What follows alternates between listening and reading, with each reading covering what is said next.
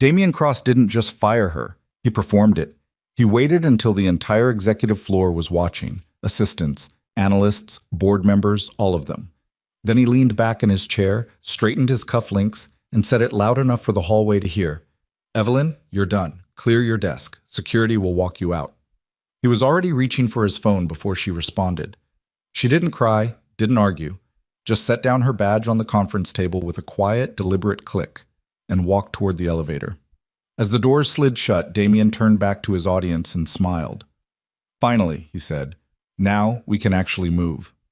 If you've ever been underestimated, overlooked, or pushed aside by someone who thought they were untouchable, this story is for you. Stay with us until the very end, because what happens next is the kind of thing people talk about for years. And while you're here, hit that like button, subscribe so you never miss what's coming, and drop a comment telling us the city and country where you're watching. We want to see exactly how far this story travels. The morning Evelyn Carter lost her job, the temperature in Chicago was 11 degrees and falling. She had driven to work the same way she had for the past 14 years, south on Lakeshore Drive, past the gray frozen edge of Lake Michigan, into the concrete canyon of the Loop, where the wind came off the water and hit you like something personal. She knew this commute the way you know an old scar. The rhythm of the traffic lights, the particular rattle her car made at the Wacker intersection. The coffee cart on Monroe, where the owner, a heavy-set man named Gerald, always had her medium-dark roast waiting before she reached the counter. "Cold one," Gerald said that morning, handing it over. "They're all cold ones," she said, and meant it. She was 53 years old. She wore her silver hair pulled back, not styled, just contained. Her coat was wool, charcoal gray, and old enough that the buttons didn't quite match anymore. She was not a woman who spent time being decorative, and this had always been treated in certain boardrooms as a character flaw. Evelyn Carter had been Chief Operations Officer of Crossfield Capital Group for 11 years. Before that, she'd spent 3 years building their security infrastructure from nothing, back when the company was a mid-tier investment firm with ambitions bigger than its balance sheet and a technology system that would have embarrassed a small-town credit union. She had designed the protocols, written the encryption frameworks, argued, mostly alone, for spending money on systems that no one would ever see and no one would ever thank her for, until those systems were the only thing standing between the company and catastrophe. She had, over 14 years, quietly become the architecture of the place. Nobody framed it that way, of course. Damian Cross, when he gave interviews to financial publications, talked about vision. He talked about bold leadership and calculated risk and the culture of excellence he had built at Crossfield Capital. His photograph appeared in those articles, jaw set, tie perfect, the Chicago skyline visible through floor-to-ceiling glass behind him. He looked like someone who had never doubted himself for a single hour of his adult life. Evelyn's name appeared occasionally, in fine print, in footnotes, in the kind of organizational charts that journalists never bothered to read. She preferred it that way. She did not want credit. She wanted the work to be right. The problem, ultimately, was that Damian had started confusing her preference for silence with acceptance of invisibility. She rode the elevator to the 41st floor at 7:48 in the morning, 12 minutes before the official start of business, which was itself 12 minutes before the first wave of executives typically arrived. This was not unusual. Evelyn was almost always first. She had 2 meetings before 9 o'clock. A systems review with her operations team at 8, and a pre-merger technical briefing with the legal department at 8:30. The Hartwell Group merger, a billion-dollar acquisition that had been 14 months in the making, was scheduled to close in 72 hours. Evelyn had been managing the integration framework for the past 8 weeks. She was, at that exact moment, probably the single most load-bearing person in the building. She sat down at her desk, opened her laptop, and found an email from Damian's assistant that had been sent at 6:17 in the morning. "Mr. Cross requests your presence in the executive conference room at 8 a.m. Full board in attendance. Please come prepared to discuss transition planning." Transition planning. She read it twice, felt something settle in her stomach, not panic, not quite, something more like a door closing. She knew what it meant. She had suspected for 3 weeks, since the afternoon Damian had walked past her in the hallway with Vanessa Cole and not acknowledged her existence, even though Evelyn had said his name. Even though they had worked in the same building for over a decade. He had simply looked through her, the way you look through a window, and kept walking. Vanessa Cole was 31, and she had been hired 6 months ago as head of strategic partnerships, which was a title that meant approximately nothing and gave her authority over approximately everything Damien wanted her to have authority over. She had an MBA from Wharton and the kind of aggressive confidence that reads, in certain environments, as competence. She called people by their first names in a way that wasn't friendly. It was territorial. She had already, quietly, begun attending meetings that had previously belonged to Evelyn. Evelyn had watched all of this and said nothing. She had documented it instead. The conference room was full when she arrived at 7:58. Damien sat at the head of the table, in the chair with the best view of the city. Vanessa Cole was to his right, a leather portfolio open in front of her, a pen in her hand like she'd arrived prepared to take notes on someone else's humiliation. The board members, 7 of them, including Chairman Russell Holt, who was 74 years old and had the deeply tanned complexion of a man who spent most of the year somewhere warmer than Illinois, were arranged along both sides of the table. Several assistants hovered near the walls. There were people from legal, people from finance. There was no reason for this many people to be in this room for a transition planning discussion, which meant this wasn't a transition planning discussion. It was a production.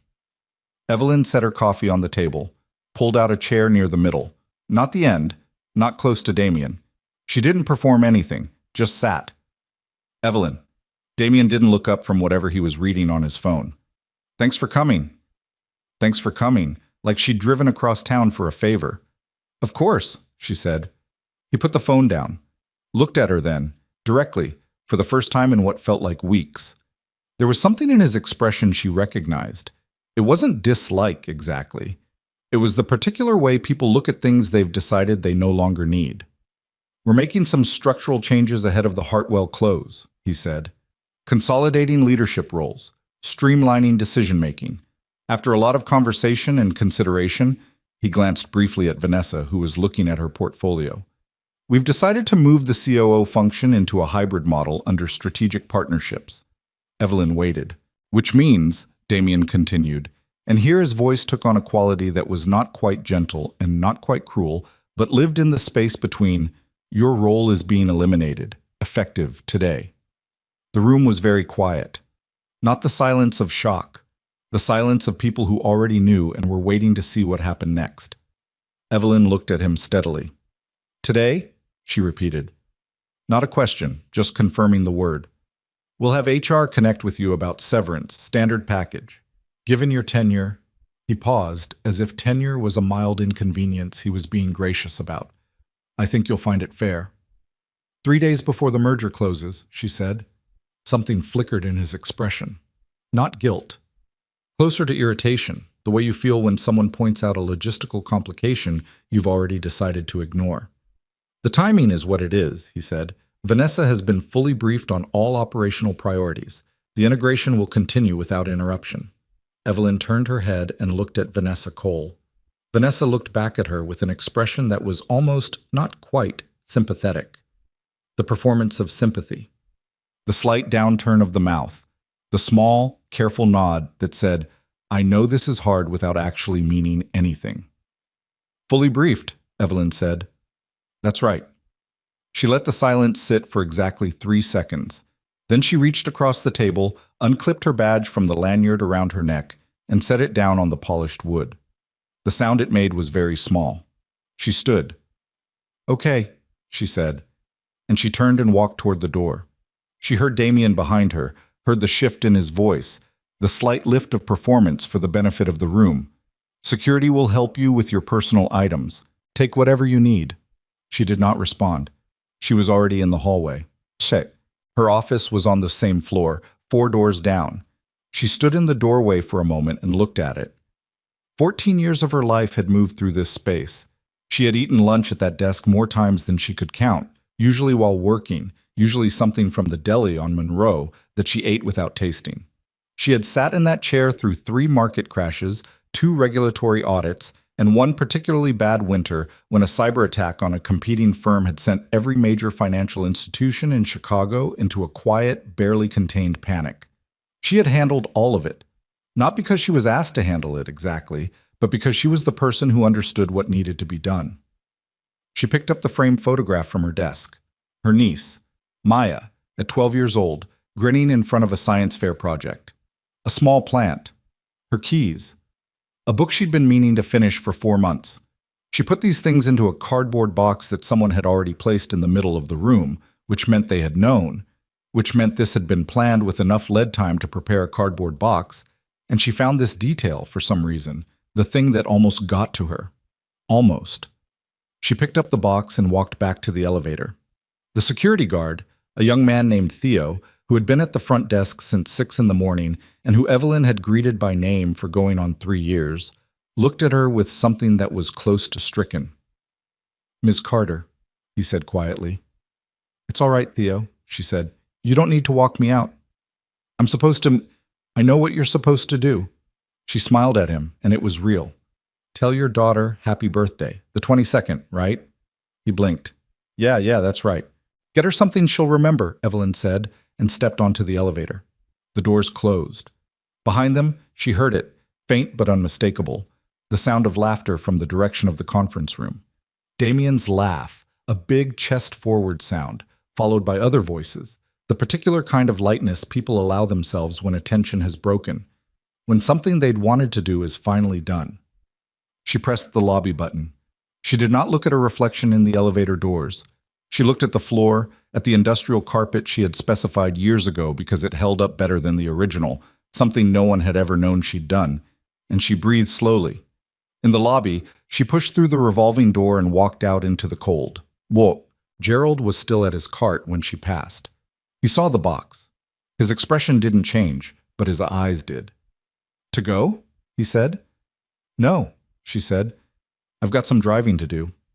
She walked to her car, put the box in the passenger seat, sat for a moment with her hands on the wheel, the engine running, the heat beginning to push into the cold air of the car. Her phone was in her coat pocket. She took it out and looked at the screen for a moment. Then she opened her contacts and found a name she had put there 11 months ago after a conversation at a conference that she had treated, at the time, as precautionary. Marcus Webb, FBI Financial Crimes. She had never used the number. She had hoped she would never need to. She typed a text message. "I'm available to meet, today if possible. I have documentation." She sent it, set the phone on the passenger seat, looked out at the street, at the people moving along the sidewalk in heavy coats, heads down against the wind. Then she put the car in drive.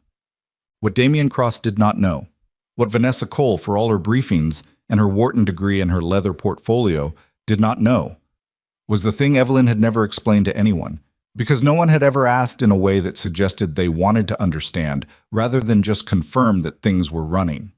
The security infrastructure she had built for Crossfield Capital was not a conventional system. Most corporate security architecture is built around access, who is allowed in, who is kept out, what credentials open, what doors. Evelyn's system was built differently because Evelyn had understood something in her first year at the company that the executives had never grasped. The greatest threat to a financial institution wasn't outside intrusion. It was inside corruption. She had built a system that did not merely verify identity. It continuously monitored behavioral patterns, transaction timing, authorization sequences, communication metadata, the invisible fingerprint that emerges from how someone actually uses a system versus how they're authorized to use it. She had embedded this framework into every layer of Crossfield's financial network, not as a separate security overlay, but woven into the operating architecture itself. And at the center of that framework was a failsafe she had included because she had read, in 11 years of watching financial firms fail, what happened when the people at the top stopped being accountable to anyone. The failsafe was elegant in the way that good engineering is elegant, simple, almost invisible, until it mattered. It was built around a single logic. If the primary authorized administrator is removed from the system without a pre-scheduled transition protocol, the network enters a verification lockdown, not a shutdown. A lockdown. All outbound financial transfers suspended, all external API connections frozen, all merger and acquisition transaction channels closed, pending the reinstatement of a verified authorized administrator, or a transition protocol that Evelyn had designed and that only Evelyn knew how to complete. She had documented this thoroughly. She had flagged it in system memos, in quarterly security reviews, in 2 separate presentations to the board that had been listened to with the particular inattention people give to things they assume someone else is handling. No one had asked what the transition protocol required. No one had scheduled it. No one had thought to ask, what happens to the security architecture if we remove the person who built it? They had removed the person who built it. She was 11 blocks from the building, sitting at a red light on Michigan Avenue, watching a couple argue on the sidewalk, their breath making small clouds in the air, when her phone began to ring. She looked at the screen. The number was from Crossfield Capital's main executive line. She let it ring. It rang 4 more times before stopping. Then it rang again. Different extension this time, the operations floor. She turned onto Lakeshore Drive and drove north. The phone rang 3 more times in the next 8 minutes, twice from numbers she recognized, once from a number she didn't, which probably meant they were already calling from conference rooms instead of individual offices, people pulling out phones and trying anything. She did not answer. At the next light, she looked at her phone and found a response from Marcus Webb. Available at 11 a.m. My office or somewhere you prefer? She typed back. Your office is fine. I'll bring copies of everything. She set the phone down. She had a copy of everything. She had been making copies, careful, encrypted, legally airtight copies of financial records, transaction logs, internal communications, board minutes, and a great deal of documentation that Damian Cross had generated over 6 years under the assumption that Evelyn was too loyal, too quiet, or too insignificant to understand what she was reading for the past 11 months. She had not done this out of vengeance. She had done it the way she did most things, because it was the right thing to do, and because someone had to, and because no one else was going to. She merged onto the express lane and let the city fall away behind her. In the Crossfield Capital Executive Conference Room, 41 floors above the street, a trading system had just returned an error code that no one in the room had ever seen before. Vanessa Cole was already on the phone, her voice careful and even, asking questions she didn't know the answers to. Damian Cross was standing at the window, looking at the city, with an expression that had not yet become alarm. It was still in the stage of confusion, the early seconds when something goes wrong and the brain insists it must be a mistake. It was not a mistake. The countdown, as it would later be described in the federal indictment, had begun at approximately the moment Evelyn's badge hit the conference table. She drove north, and the wind came off the lake, and the city shrank in her rearview mirror, and she thought about Maya at 12 years old, grinning at a science fair, a kid who had figured something out and was proud of it, and something in Evelyn's chest that had been clenched for a very long time began, very slowly, to loosen. The error code that appeared on the trading floor at 8:47 in the morning was not dramatic. That was the first problem. It looked like a routine authentication failure, the kind of minor system hiccup that happened a few times a year, usually resolved in 20 minutes by a technician with the right credentials and a cup of bad coffee. The floor supervisor, a lean, precise man named Gordon Chu, looked at it once, flagged it to his team lead, and went back to his morning review. By 8:52, it had spread to 4 additional terminals. By 8:59, the entire outbound transfer system had returned a status that Gordon had never seen in 9 years on that floor. Authorization architecture unavailable. Pending verified administrator reinstatement. He read it 3 times. Then he picked up the phone and called upstairs. Vanessa Cole answered on the second ring, which told him she was already awake to something being wrong. We have a system-wide authentication failure on the trading floor, Gordon said. I've never seen this error category before. It's not a network issue. The internal systems are all live. It's specifically targeting outbound functions, transfers, external APIs, the merger transaction channel. Everything that touches outside the building is locked. A pause. What do you mean locked? I mean locked, he said. As in, nothing is going out. Nothing. I've tried 3 different authorization credentials, including the executive override. The system is rejecting all of them. Another pause, longer this time. He heard her say something away from the phone, low and quick, and then she came back. Get your best technician on it right now. I'm coming down. She was on the trading floor in 4 minutes, which meant she'd run most of the way, which Gordon noted without comment. He'd worked at Crossfield for 7 years, and he had never seen a member of the executive team run anywhere. Vanessa Cole arrived looking put together, but her jaw was tight in the way jaws get when someone is working hard to appear less frightened than they are. She looked at the screens, read the error message herself. Then she turned to Gordon. Where's the system documentation for this? She said. The architecture files, the security protocols? Where does Evelyn keep them? Gordon looked at her. Something moved across his face that he kept carefully neutral. I don't have access to those files, he said. That's COO-level infrastructure. It was always managed directly by Ms. Carter. She's not with the company anymore, Vanessa said, and the way she said it was very precise, very measured, like she was testing the weight of the sentence. I'm aware of that, Gordon said, which is probably why I've never needed access to those files before. Vanessa turned back to the screens and Gordon watched her trying to figure out, in real time, the shape of the problem she was standing inside. She didn't have the right mental model yet. That was the thing. She was looking at this like a technical failure, a system glitch, something with a fix that was a few phone calls and the right password away. Gordon was starting to understand, in the slow, cold way that understanding sometimes comes, that it was something else entirely. Call it, Vanessa said. Get the head of cybersecurity in here, and find out who Evelyn used as her primary technical contractor. There has to be someone who worked on this system with her. She built most of it in-house, Gordon said. Her and a team of 3 people. 2 of them left the company 2 years ago. The third one is Mark Osei. He's still in the building. 2nd floor, infrastructure team. Get him up here, she said. Now, sub. Mark Osei was 28 years old, slight, with the kind of careful stillness that people develop when they spend most of their time thinking about systems rather than people. He had worked under Evelyn Carter for 4 years. He understood approximately 60% of what she had built. She had always kept the deeper architecture to herself.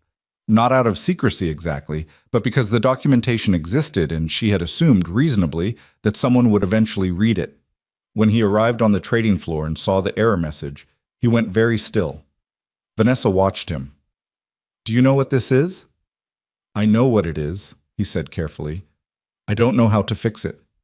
Explain. Mark looked at the screen for another moment, then turned to face her.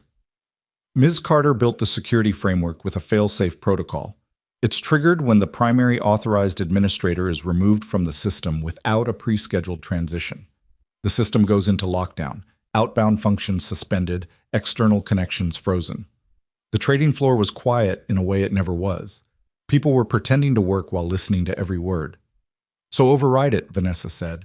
Use the executive credentials. The fail-safe is designed specifically to not recognize executive credentials, Mark said. That's the point of it. It's not a bug. It's a feature. A feature, she repeated. Yes.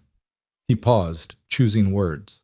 The system was designed to assume that if the administrator was removed without a transition protocol, something had gone wrong at the executive level. The executive credentials being rejected isn't a malfunction. It's the system working exactly as designed. Vanessa was quiet for 3 seconds. So what fixes it? Either the original authorized administrator completes the transition protocol, Mark said, or someone with the architectural access keys rebuilds the verification framework from the ground up, which would take... He stopped. Did what looked like actual mental calculation. Weeks, maybe longer. And that's if you have the original architecture documentation, which is encrypted and stored in a location I don't have access to. Who has access to it? Mark looked at her with an expression that was not quite sympathetic and not quite anything else either. Ms. Carter, he said. The silence that followed was the kind that lands differently in different people. Gordon felt it settle like a stone. Mark felt it with the particular discomfort of someone delivering news they knew would not be received well. Vanessa Cole felt it with something she would later describe, to no one, as the first real moment she understood how badly she had misread the situation she'd walked into. Upstairs, Damian Cross still didn't know the extent of it. He was in his office with Russell Holt, the board chairman, working through what they both assumed was a manageable technical issue.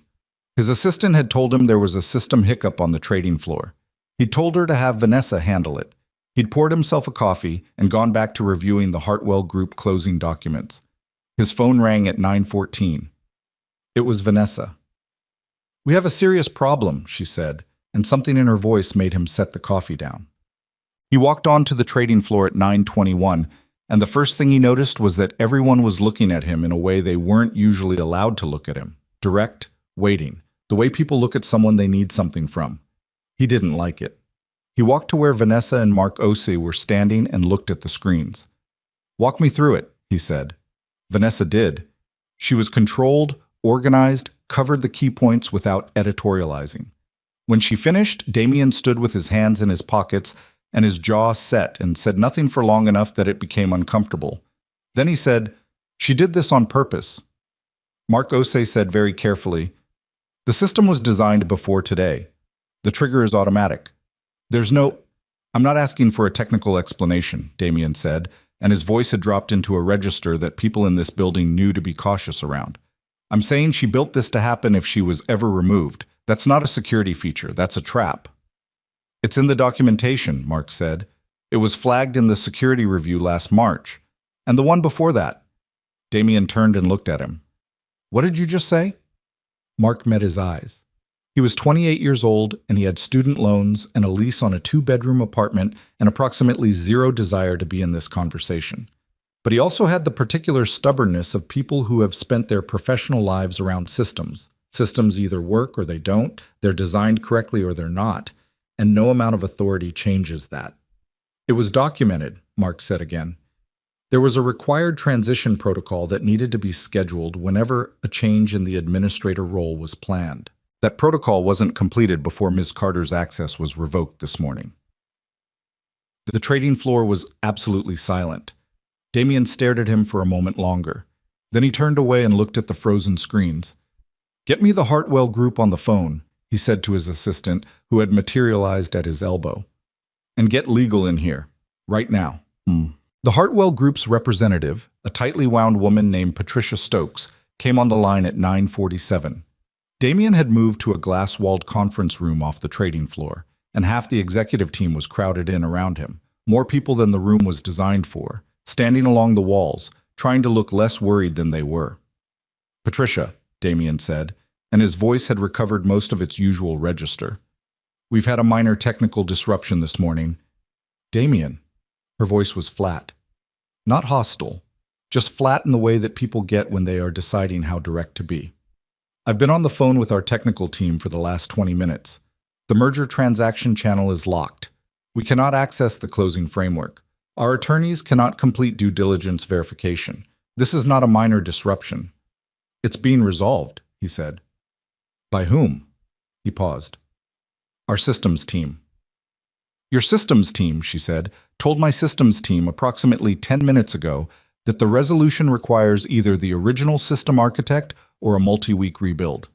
I'm going to need you to tell me which of those options you're pursuing, and I'm going to need to know that today because our board meets at 3 o'clock Eastern Time, and they are going to ask me what is happening." In the room, nobody looked at each other. Everyone was looking at Damien or at the table or at the floor. "We're exploring both options," Damien said. "If this merger cannot close on Thursday," Patricia said, "we will need to discuss whether the timeline can be extended or whether we need to consider our position." A brief pause. "And Damien, if the issue is what my team thinks it might be, you should know that our legal team is going to have questions about the circumstances that created this situation. We have a fiduciary obligation." She ended the call. Damien put the phone down on the table. Nobody in the room said anything for a moment. Then Russell Holt, who had followed him down from the executive floor and was sitting at the end of the conference table with his arms crossed and his deeply tanned face set into an expression that had moved past concern into something closer to controlled fury, said, "We need to find Evelyn Carter." "I'm not," Damien started. "I'm not suggesting it as an option," Russell said, cutting him off in a tone that he only used when he wanted to remind people that he had been in boardrooms before Damien Cross was born. "I'm saying it is the only option we have right now, and we need to pursue it immediately." Damien looked at him. Something passed between them, some old tension that had probably always been there, now close to the surface. "Fine," Damien said. "Find her." They couldn't find her. Her cell phone went to voicemail. Her personal email bounced an auto-reply, not the HR-generated one Crossfield had sent, but her own, which said only, "I am currently unavailable. I will respond to messages when I'm able." Her home address was on file, but sending someone to her house, Damien's general counsel, a cautious man named Philip Graves, pointed this out quietly, might look, under certain legal frameworks, like exactly the kind of thing they did not want to be doing while a federal financial regulator was almost certainly about to start asking questions about why a major corporation's security system had locked its own executives out an hour before a billion-dollar merger. What federal regulator? Damien said. Philip looked at him over the top of his glasses. He was 61 years old and had been a corporate attorney for 34 years, and he was very tired. Any number of them, he said. A lockdown on a financial institution's outbound transfer systems, triggered by an anomalous personnel action, is the kind of thing that gets noticed by the SEC, by the CFTC, by... He stopped, chose his next words. By others. We haven't done anything wrong, Damien said.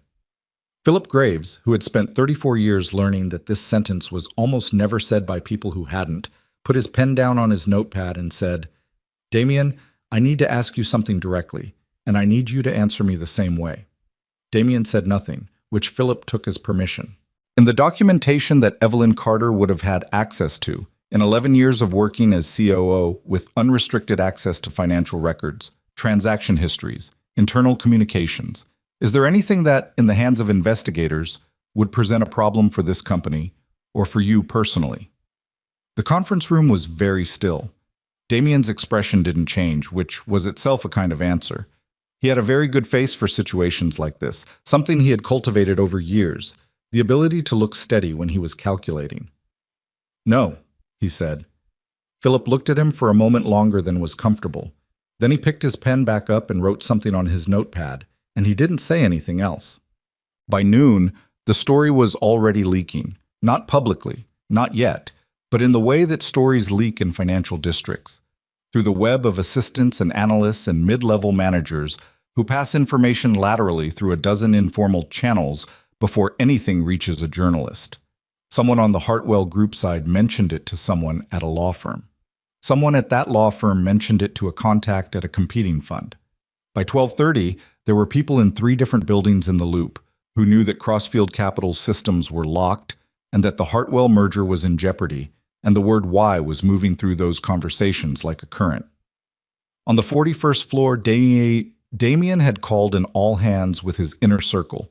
Vanessa Cole was there, his CFO, a heavy-set man named Brian Lattimore, who had been at the company for 8 years and who had always had the particular look of someone who knows where the bodies are buried because he helped carry them. The head of compliance, a woman named Sandra Park, who had been hired 2 years ago and who, as the afternoon developed, was beginning to quietly understand that she had been hired to provide the appearance of compliance without the reality of it. Philip Graves, still in his chair, still with his pen, Russell Holt, who had not left. Here is what we do, Damien said. He was standing. He moved when he was working through problems. It was a habit. We reach out to Evelyn through a third party. Not legal, not HR. Someone she knows. Someone she might actually pick up the phone for. He looked around the room. Who does she have a relationship with in this building? Who did she actually talk to? The silence in the room was the kind that accumulates meaning. Nobody wanted to answer because the answer contained an implication. Finally, Brian Lattimore said, without looking up from the table, she talked to everyone. She knew everyone's name. The maintenance crew, the front desk, the junior analysts. He paused. She just didn't talk to us very much. Nobody said anything to that. Mark Osei, Vanessa said. She mentored him. He might have a number for her. Mark Osei was brought back upstairs at 12:47. He stood in the doorway of the conference room and looked at the assembled executive team with the expression of someone who has been asked to walk into a situation they would strongly prefer to walk away from. Damien looked at him. Does Evelyn Carter have a personal number, something not in the company directory? She had the same work cell as everyone else, Mark said.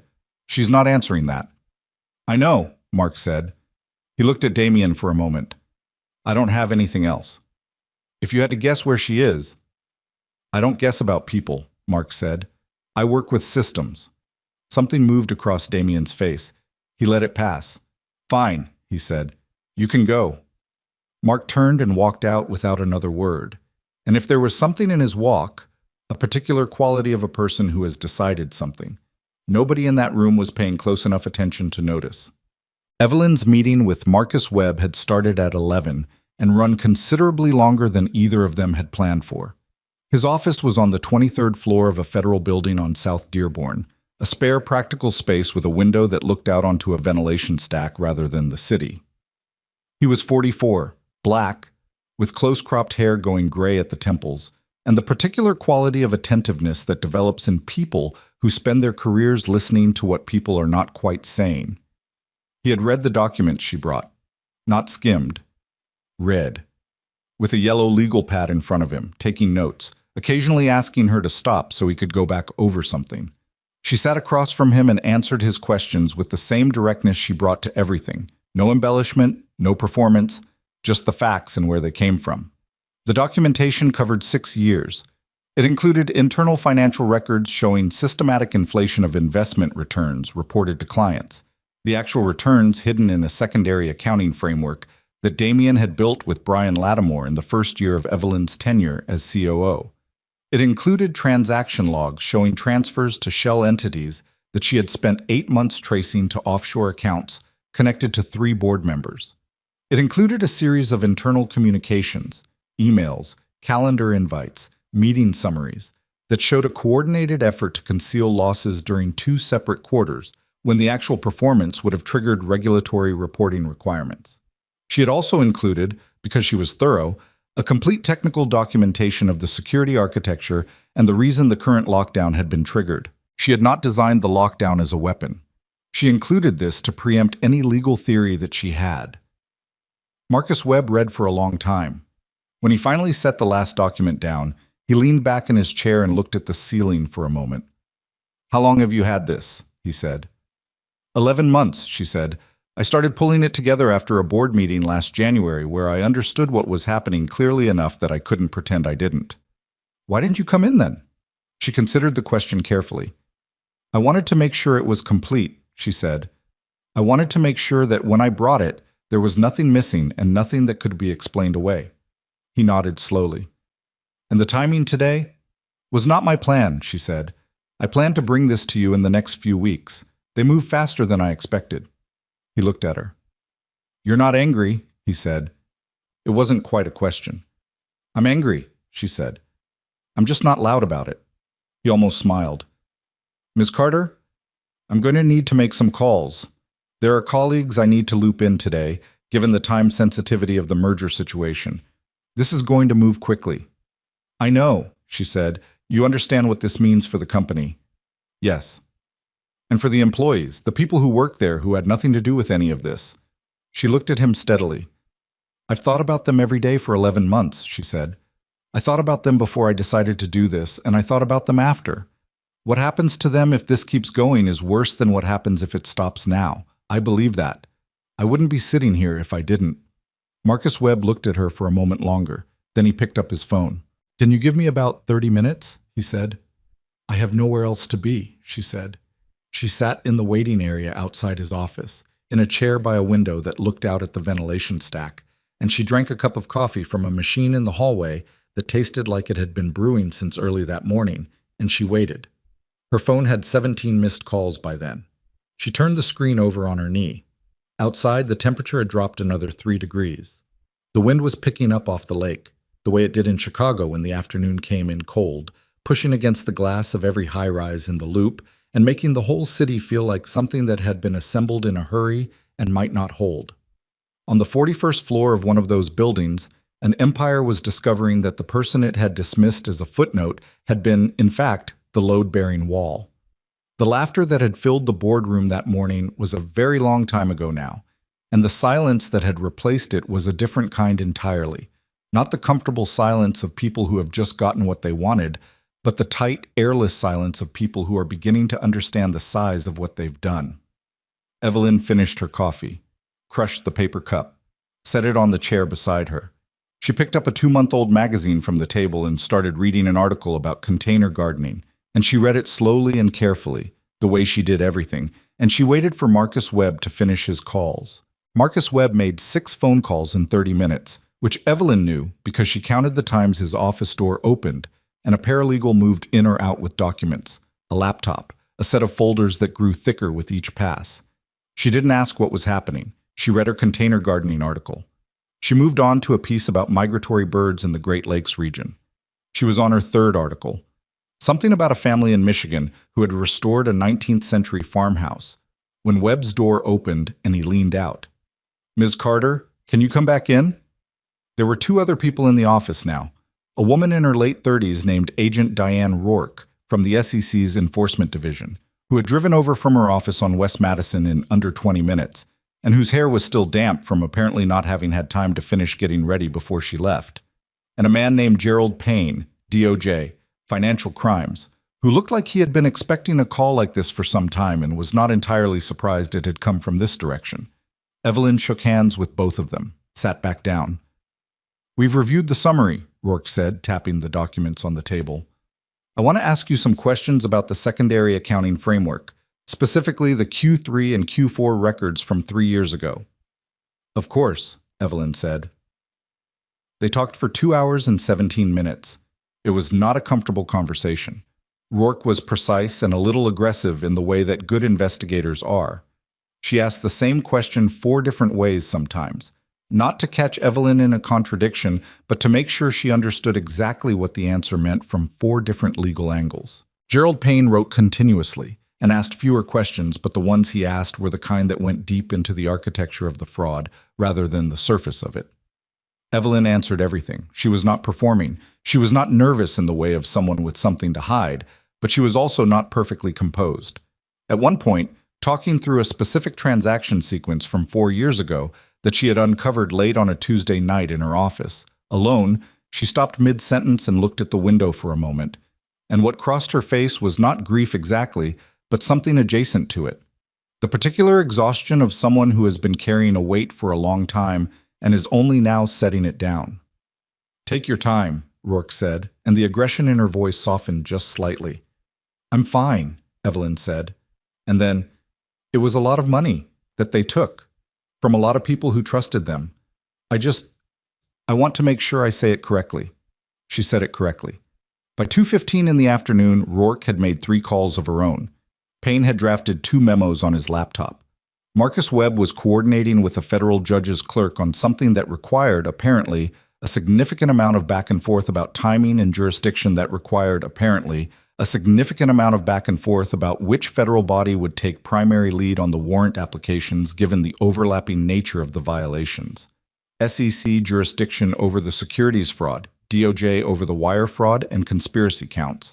And a third conversation happening simultaneously with the CFTC about the commodities-adjacent transactions buried in the shell entity structure. Evelyn sat in the waiting area and read her magazine and let them work. At 3:17 in the afternoon, Marcus Webb came out of his office and said, "We're going in tomorrow morning." She looked up from the magazine. "How many people?" "Enough," he said. "The warrants cover the building, all digital systems, all physical records. We're coordinating with the U.S. Marshals for the executive arrests." He paused. "I want to be clear about something. Once this moves, it moves fast and it moves publicly. Your name will be part of the public record. The documentation you provided will be entered as evidence. There will be coverage." "I know," she said. "Some of it won't be comfortable," he said. "There are people who will frame this as a personal grievance, who will say you did this because they fired you." She folded the magazine closed.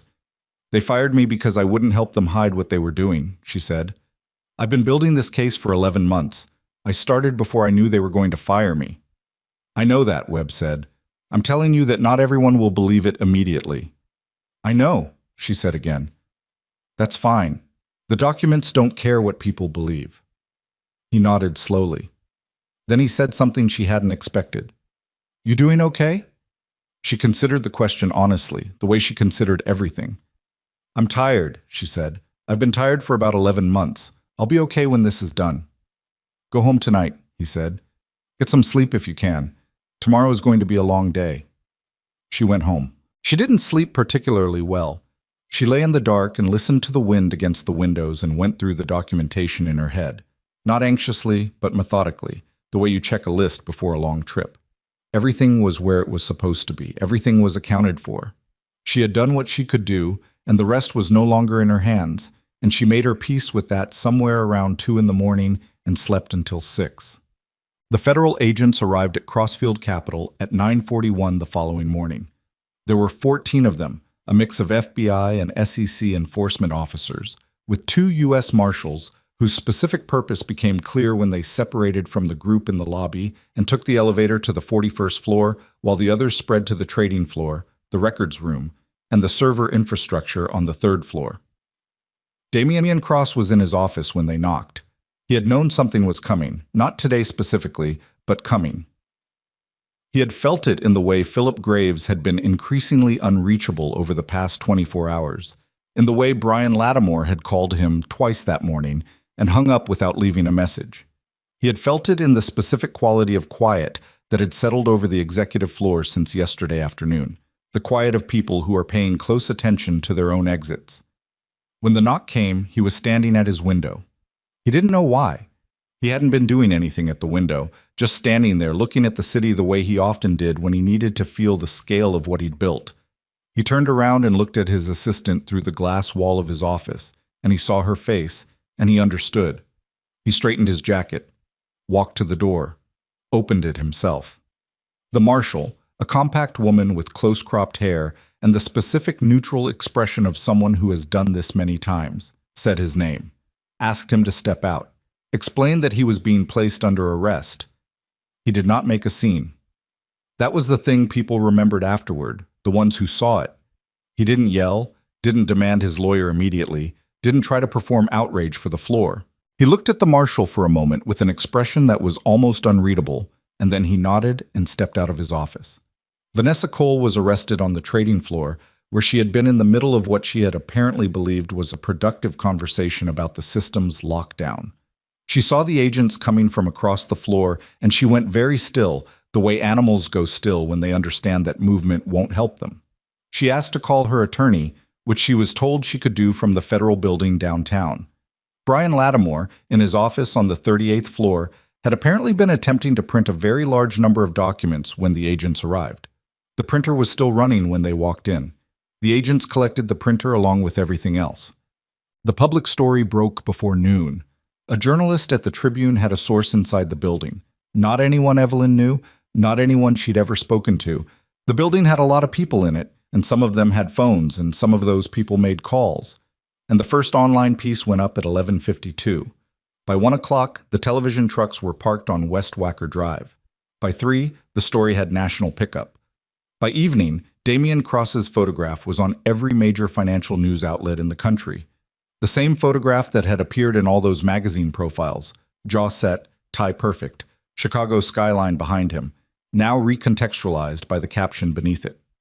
Evelyn did not watch the coverage.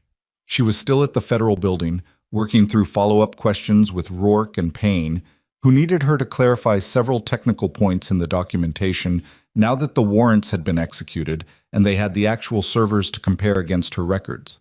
This took until 6 in the evening. When she finally walked out of the building onto South Dearborn, the temperature had dropped again and her car was covered in a thin film of frost that she scraped with a plastic scraper she kept in the glove compartment, methodically, starting from the driver's side and working across. Her phone had 43 missed calls. She didn't listen to any of them that night. She called Maya. Maya answered immediately, already knowing she'd seen it online. And for a moment, neither of them said anything. Then Maya said very quietly, "Are you okay?" "Yes," Evelyn said. "Are you sure?" Evelyn sat in the cold car and thought about it. Outside, the city moved past in both directions. A bus, a group of people in heavy coats, a man walking a dog who was very reluctant about the temperature and making his feelings known. "I think so," she said. "I'll know better in a few days." "Come for dinner," Maya said. "Tonight. I made too much food anyway." "What did you make?" "Soup. The potato one."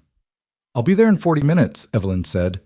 She drove north through the city that had been her whole professional life for 14 years, through streets that were dark and cold and absolutely indifferent to what had happened today or any other day, and she thought about none of it specifically. Not Damian, not the warrants, not the 43 missed calls. She just drove and let the city be what it was around her, and she felt more than anything the particular bone-deep fatigue of someone who has been holding something difficult for a very long time and has finally, today, put it down. The soup was good. Maya talked about her classes, Evelyn listened and ate, and at some point during the evening she realized that her shoulders had dropped from where they'd been sitting, somewhere up near her ears, for the better part of a year. The trial lasted 11 weeks. Evelyn testified for 2 days. She had expected to be nervous, and she was, a little, Not about what she was saying, but about saying it in a room with that many people listening, under oath, with a stenographer typing every word and a jury of 12 people she'd never met watching her face to decide if they believed her. The defense attorney, Caroline Briggs, was skilled and thorough, and she came after the narrative hard. Wasn't it true that Evelyn had been terminated and therefore had a personal motive for this testimony? Wasn't it possible that the documentation she'd compiled reflected a selective reading of the record, curated to support a predetermined conclusion? Evelyn answered each question the same way she'd answered every question in that federal office on South Dearborn, directly, without embellishment, and with the specific, grounded calm of someone who has spent 11 months making sure that every fact she was presenting was exactly what she said it was. "Ms. Carter," Caroline Briggs said, on the second afternoon, "you've described yourself as someone who was protecting this company, but isn't it accurate that you were also, simultaneously, building a case against it?" Evelyn looked at her. "I was documenting what I observed," she said. "What I observed was that the company was being used to commit fraud. I documented it because I believed at some point someone would need to know. I protected the employees and the operational systems for the same reason I always had, because that was my job and I took my job seriously. Those two things are not contradictions." "But you didn't report it immediately," Briggs said. "You waited 11 months. "I waited until the documentation was complete," Evelyn said. "I wanted to make sure that when I brought it forward, it was airtight. I didn't want to make an accusation I couldn't fully support." "Or," Briggs said, "you were waiting until you were personally harmed before you acted." Evelyn was quiet for a moment. The courtroom was very still. "I started building the documentation 8 months before I was terminated," she said. "The date stamps on the original files are in evidence. If I was waiting to be personally harmed, I had a very strange way of showing it." Several jurors looked at their notes. One of them, a middle-aged man in the third seat who had been the hardest to read throughout the trial, wrote something down. Damian Cross testified in his own defense, which his attorneys had advised against and which he had insisted on because he was, at his core, a man who believed in the power of his own presence in a room. He was composed on the stand. He was articulate. He had an answer for everything. The problem was that his answers required the jury to believe that Evelyn Carter had spent 11 years building a fraud infrastructure around him without his knowledge, had meticulously documented it over 11 months, had handed it to federal investigators the same morning she was terminated, and had somehow done all of this not because the fraud was real, but because she wanted revenge for being fired. The jury deliberated for 3 days. The verdict, when it came, was guilty on all counts. 12-0. Damian sat at the defense table when the foreman read it, and his face went through something, a sequence of expressions that moved too quickly for most people in the room to name individually. What came to rest finally was not what anyone expected. It wasn't rage. It wasn't grief. It was something quieter and harder to look at. The expression of a man who has just run out of the story he's been telling about himself. Evelyn, in the gallery, looked at her hands. She had been asked by 2 journalists and 1 true crime podcast producer in the months leading up to the verdict. Some version of the same question: how will you feel when he's convicted? She had declined to answer each time, not because she didn't have feelings about it, but because the question assumed she'd been living toward this moment the way you live toward a destination, and it hadn't been like that. The documentation, the federal investigators, the trial, these were necessary things that needed to happen, not a story she was the hero of. Real life doesn't arrange itself into those shapes cleanly, and she'd long since stopped expecting it to. What she felt when the foreman said guilty and the words settled into the room was something close to what she'd felt the morning she drove away from the Crossfield Capitol building with a cardboard box in her passenger seat and Marcus Webb's number in her phone. A quiet, private sense of something being in its right place. Not satisfaction, not triumph, just correctness.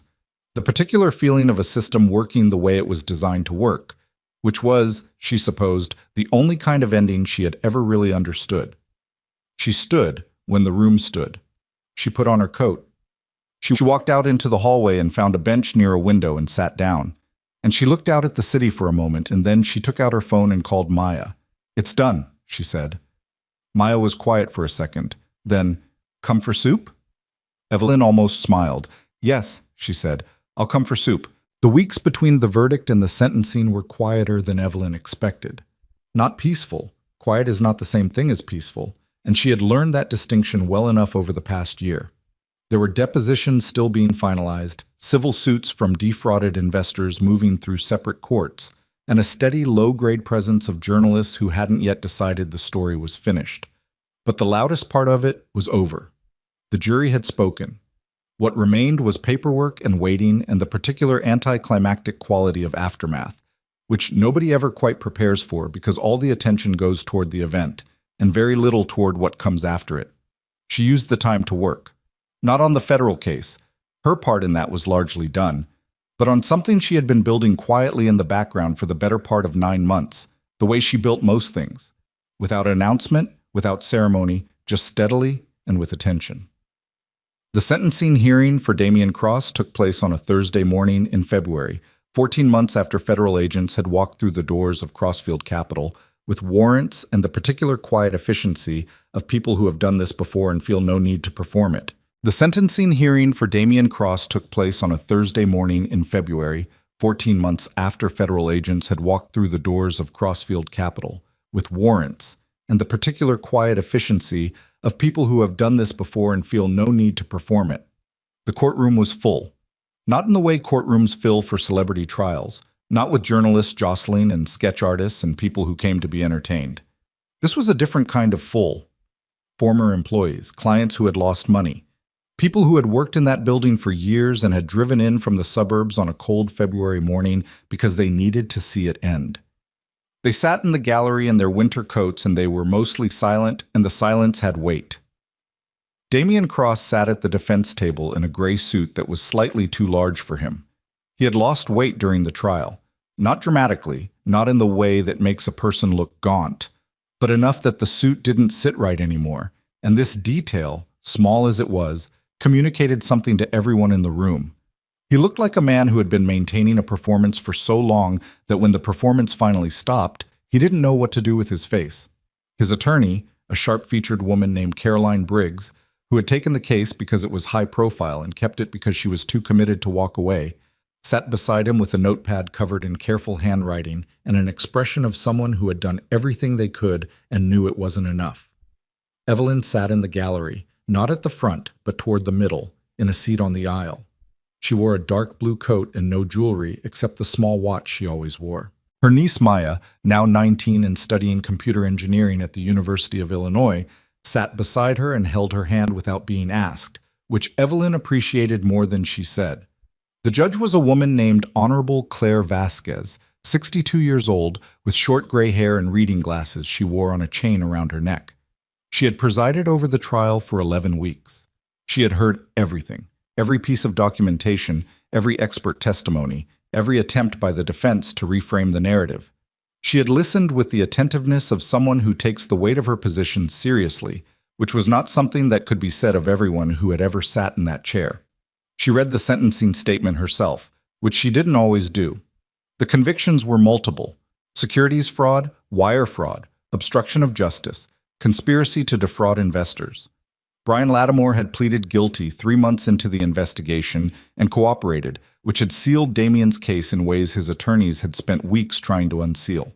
Vanessa Cole had been charged separately. Her involvement in concealing the fraud in the weeks after Evelyn's termination had added obstruction charges to the original counts. Sandra Park, the compliance officer, had been the first to cooperate and had received a significantly reduced sentence in exchange. Russell Holt, the board chairman, had resigned and reached a civil settlement that cost him most of what he'd built over 40 years, which was not a criminal punishment, but was, in its way, a complete one. When Judge Vasquez announced the sentence, 22 years in federal prison, with no possibility of parole for the first 14, the courtroom did not erupt. There was no gasp, no outburst, just a long collective exhale, like a room full of people who had been holding their breath for a very long time and were finally allowed to stop. Damian Cross closed his eyes for exactly 3 seconds. Then he opened them and looked straight ahead. Whatever he was feeling, he kept it where he had always kept things. Somewhere internal, somewhere that no one could see. Evelyn felt Maya squeeze her hand. She squeezed back. She did not feel triumphant. That surprised her, a little. She had expected to feel something sharper, something closer to satisfaction. What she felt instead was a kind of tired clarity, the feeling of a chapter ending, not with drama, but with the simple, definitive turning of a page. She thought about the trading floor on that January morning. She thought about Theo at the security desk, and Gerald at the coffee cart, and Mark Osei standing in the conference room saying, "It's the system working exactly as designed with that careful, precise honesty." She thought about the 214 employees who had been let go when Crossfield Capital was placed into receivership. People who had nothing to do with what happened, who had shown up and done their jobs and gone home to their families and trusted that the building they worked in was what it appeared to be. She had thought about them every day for 14 months. She was going to do something about that. She had started the process 9 months ago, quietly, while the trial was still ongoing. The Crossfield Capital headquarters building, 42 floors of glass and steel on West Wacker Drive, emptied and placed into receivership by the federal court, had been appraised at a value that reflected its legal complications. Distressed assets in ongoing federal cases don't sell easily. The building had sat for 7 months with no serious buyers, because serious buyers don't like federal entanglements, and the entanglements around this building were significant. Evelyn Carter was not a serious buyer in the conventional sense.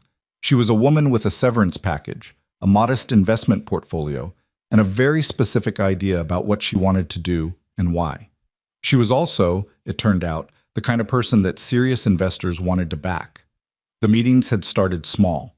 A former colleague who had left Crossfield 5 years ago to run a logistics firm in Indianapolis. A woman named Ruth Callahan, who ran a mid-sized infrastructure fund and who had heard about the Crossfield case from multiple directions and had developed a clear-eyed interest in what came next.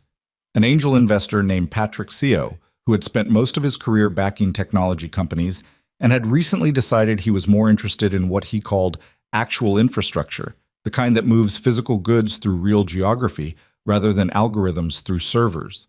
Evelyn had met each of them once, in person, in ordinary places. A restaurant, a coffee shop. Once, with Ruth Callahan, on a bench in Millennium Park in November when it was too cold to sit outside comfortably, but neither of them wanted to be somewhere with walls and other people nearby. She brought no pitch deck. She brought the same thing she always brought to important conversations: clarity about what she was proposing and honesty about the risks. "I want to buy the building," she told Ruth Callahan, "and I want to launch a logistics company, regional at first, then national, built around verified supply chain transparency, full documentation at every point, no shell structures, no shadow accounting, every contract publicly auditable by any client who asks." Ruth looked at her. The wind off the lake was considerable, and her hair was doing something she was pretending not to notice. "That's either the best idea I've heard this year or the most naive," she said. "Why would a logistics company need to be built in a building associated with the biggest financial fraud case in Illinois history?" "Because," Evelyn said, "the people who need to trust this company need to see that the building doesn't own us. We own it. We walked into that building. That matters to the people I want to hire, and it'll matter to the clients I want to serve." Ruth was quiet for a moment. Then she said, "Who are you planning to hire?" "People who were let go when this company went under," Evelyn said. "The ones who were good at their jobs and had nothing to do with what happened. I've kept a list." Ruth looked at her steadily. "You've kept a list?" "For 8 months," Evelyn said. Ruth Callahan was not a sentimental investor. She had not built her fund on sentiment, but she was a thorough one, and she had done enough research on Evelyn Carter by this point to know that a list kept by this particular woman was not a gesture. It was a plan. She said she'd think about it. She called back in 4 days. The purchase of the building cleared federal court approval 6 weeks before the sentencing. Northbridge Logistics LLC was incorporated in the state of Illinois 3 days after that, with Evelyn Carter as founder and CEO and a board that included Ruth Callahan, Patrick Seo, and 2 former operations executives from companies that had nothing to do with Crossfield Capital's history. The name had been Maya's idea, half joking, over dinner one night when Evelyn had been staring at a piece of paper with a list of rejected options. "Northbridge," Maya said, reaching across the table for more bread. "You're building a bridge. You're on the north side. It's not complicated." Evelyn looked at the paper. "It's too simple." "Simple is good," Maya said. Simple is the opposite of everything those people did. Evelyn wrote it down. It stayed. The first call she made after incorporation was to Mark Osi. He picked up on the second ring, which meant he'd been expecting it, or at least not surprised by it. She had a feeling he'd been following the building purchase in the court filings. He was the kind of person who followed things in court filings. "I'm starting a company," she said. "I need someone who understands infrastructure and isn't impressed by people with titles who don't know what they're talking about." A pause. "What kind of company?" "Logistics. Regional distribution network. Technology heavy on the transparency and audit side." Another pause. Longer. "Is this going to be the kind of place where they actually let the technical people make technical decisions?" "That's the only kind of place I know how to build," she said. "Okay," he said. "When do you need an answer?" "Now would be fine," she said. He was quiet for about 4 seconds. "Okay," he said again. "Yes." She called Gordon Chu next. He took longer. He had found a new job 3 months after Crossfield folded, a floor supervisor position at a trading firm downtown, and he was not unhappy there, which made the decision harder. They talked for 40 minutes, which was unusual for both of them.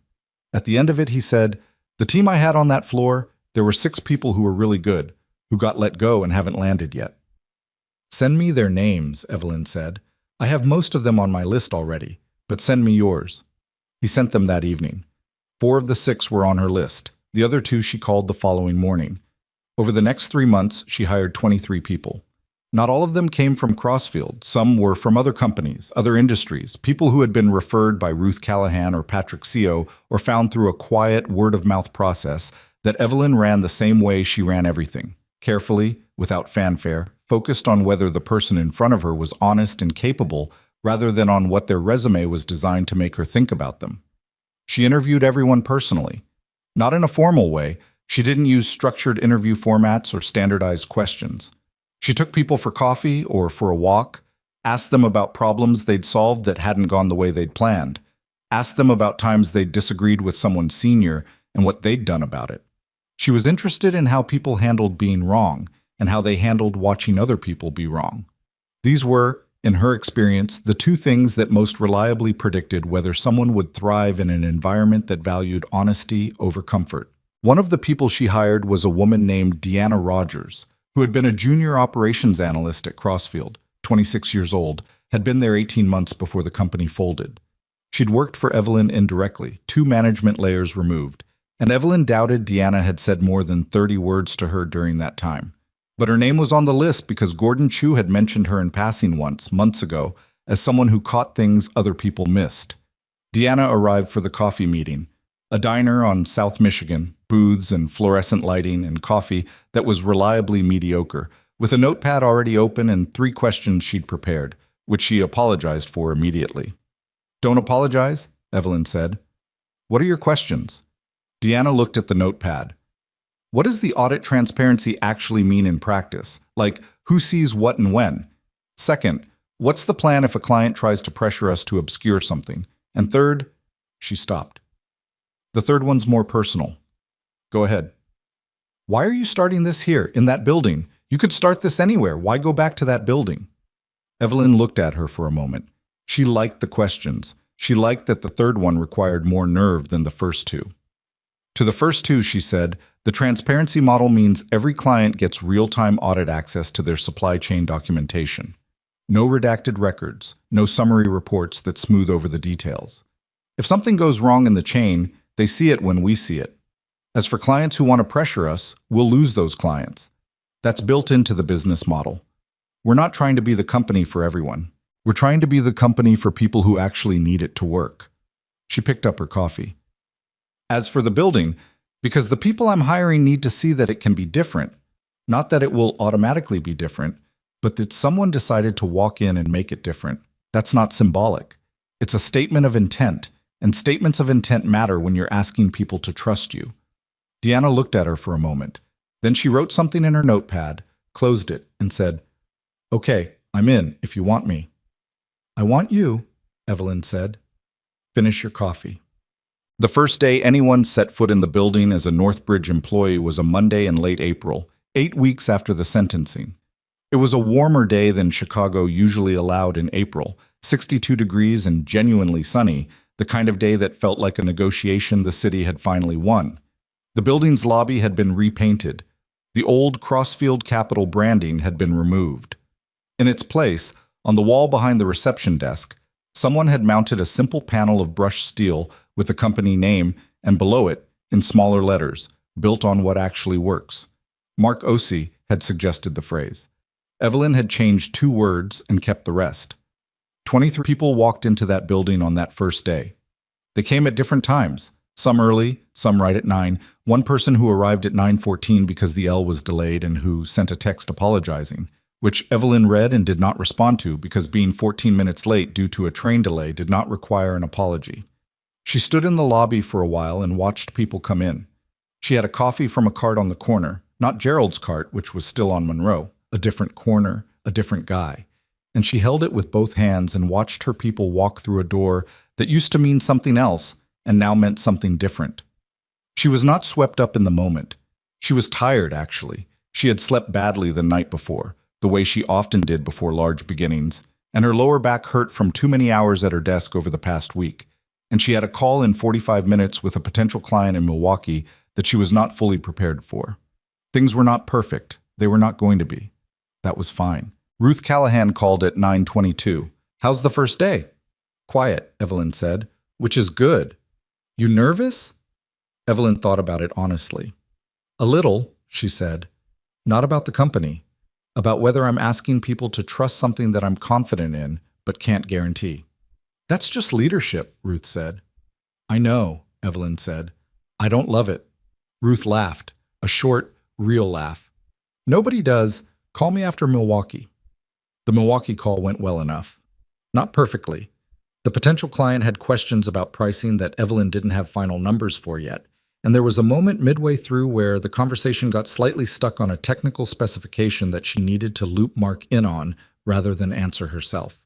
She said so directly. "I'm going to get you a precise answer from my infrastructure lead and follow up by end of day." The client seemed more reassured by that than by any smooth, immediate answer would have made them.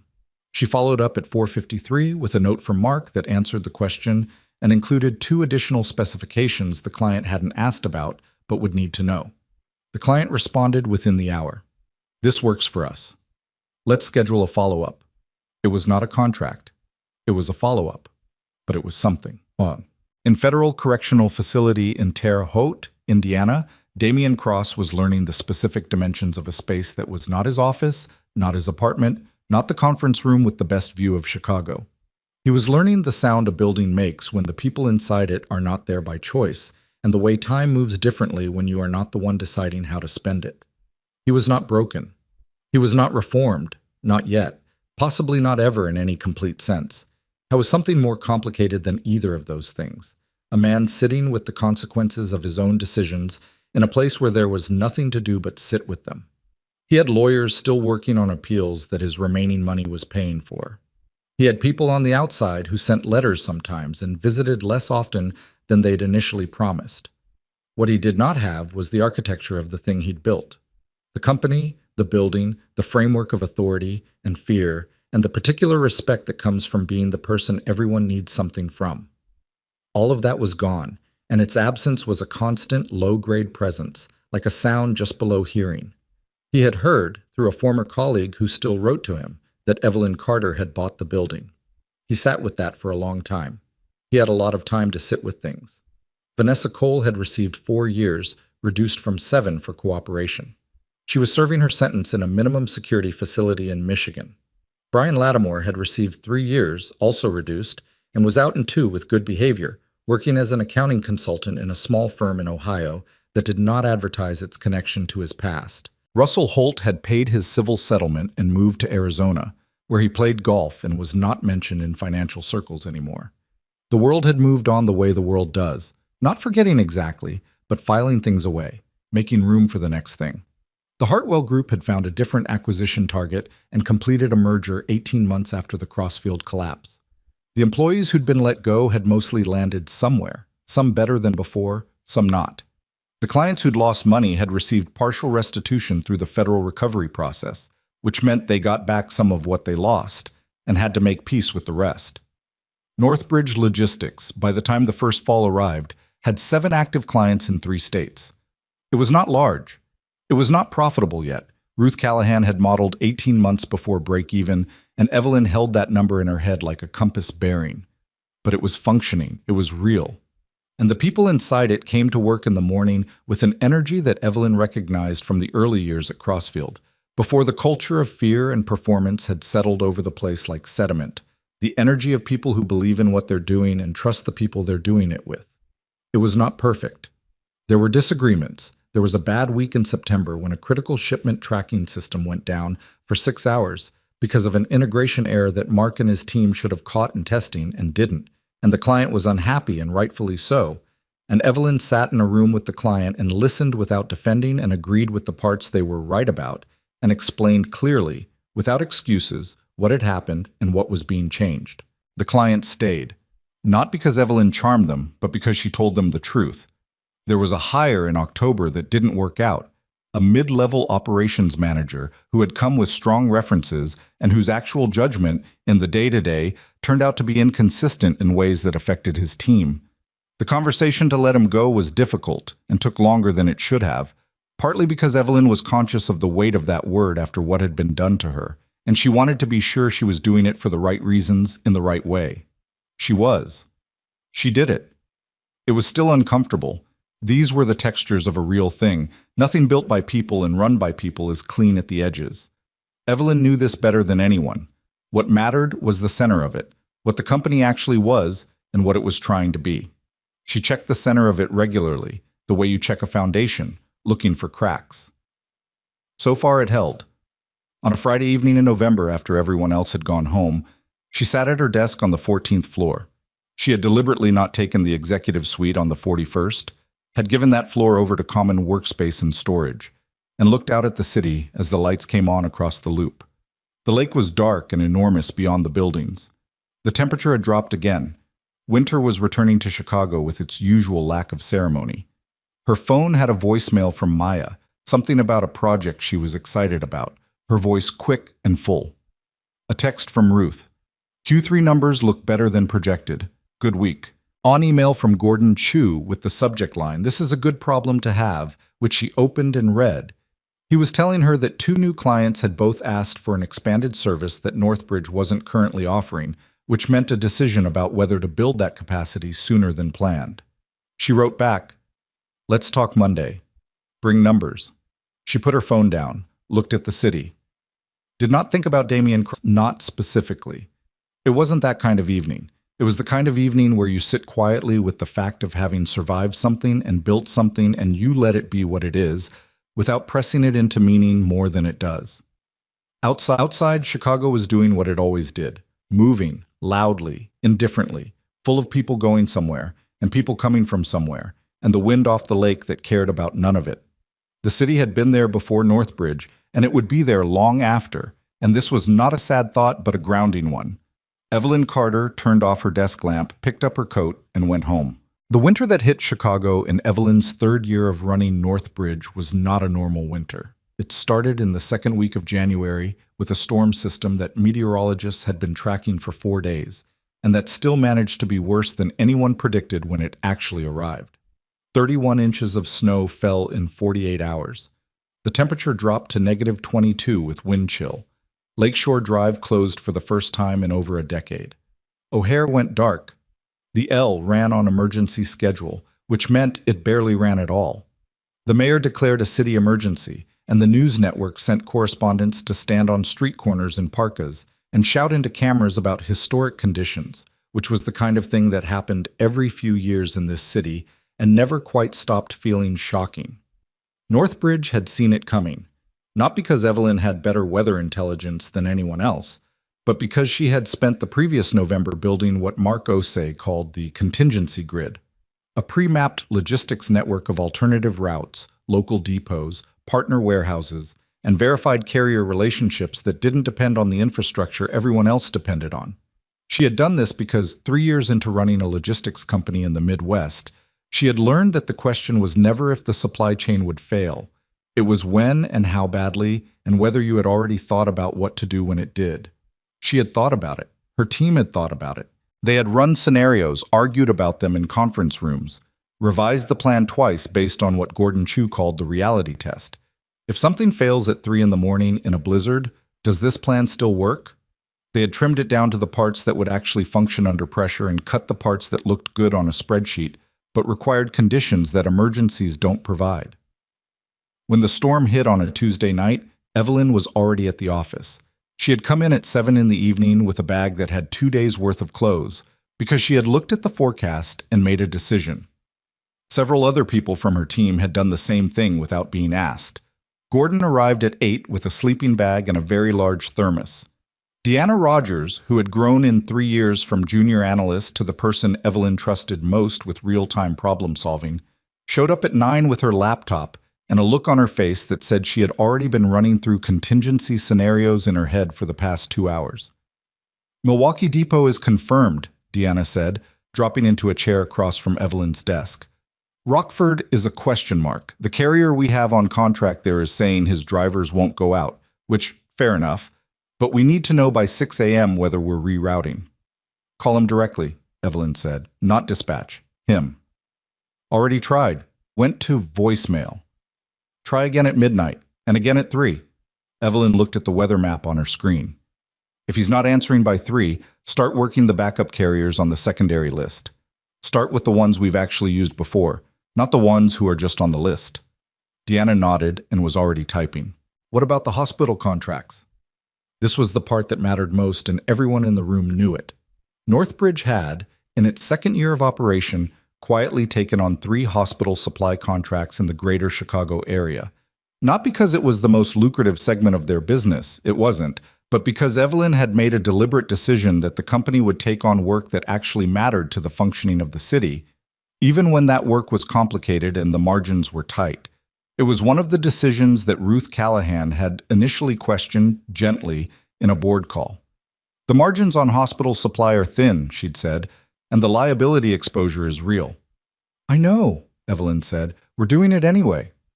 Ruth had been quiet for a moment. Then, okay, make sure the contracts have the right protective language. They had the right protective language. And now, on the second night of the worst winter storm in a decade, they had hospitals that were counting on Northbridge to get supplies through. The hospital contracts are priority 1, Evelyn said. Everything else waits if it has to. Pharmaceuticals, surgical supplies, the temperature-sensitive inventory from Northwestern's secondary campus. I want a status on all 3 by 10 p.m. tonight, and I want someone physically on the phone with each of those facilities, not just email. I'll take Northwestern, Gordon said from across the room, already reaching for his phone. I'll do Mercy General, said a voice from the doorway. James Whitfield, their head of carrier relations, a broad-shouldered man from the South Side, who had spent 15 years in freight logistics, and who Evelyn had hired partly because he knew every independent carrier operator in the greater Midwest by first name. I've got a guy with a heavy-duty rig who can do the pharmaceutical run. He's done cold weather runs before. Let me make some calls. Do it, Evelyn said. Tell him we'll cover a 20% weather premium. That's approved right now. I don't need to see paperwork. James was already out of the room. The night was long. It was not heroic in the cinematic sense. It was not smooth or triumphant. There were no swelling moments where everything suddenly worked. The Rockford carrier came through at 2:40 in the morning, having finally answered his phone when James called from a different number. A temperature sensor in one of the transport units failed at 4 a.m. and had to be manually bypassed by a driver who was standing in negative 18-degree wind and talking to Mark Osei on the phone while Mark walked him through the process step by step. A supply delivery to Mercy General arrived 45 minutes later than the contracted window because the driver had to navigate around a jackknifed semi on the expressway, and Evelyn called the hospital's supply director herself to explain and was told, in a tired and genuinely grateful voice, "You're the only contractor who called us. Everyone else just didn't show." By Wednesday morning, all 3 hospital contracts had been fulfilled. 2 of Northbridge's regular commercial clients had called to release Northbridge from their delivery obligations given the conditions, which was decent of them, and Evelyn had accepted gracefully and noted both companies in a mental file she kept of people who behaved decently under pressure.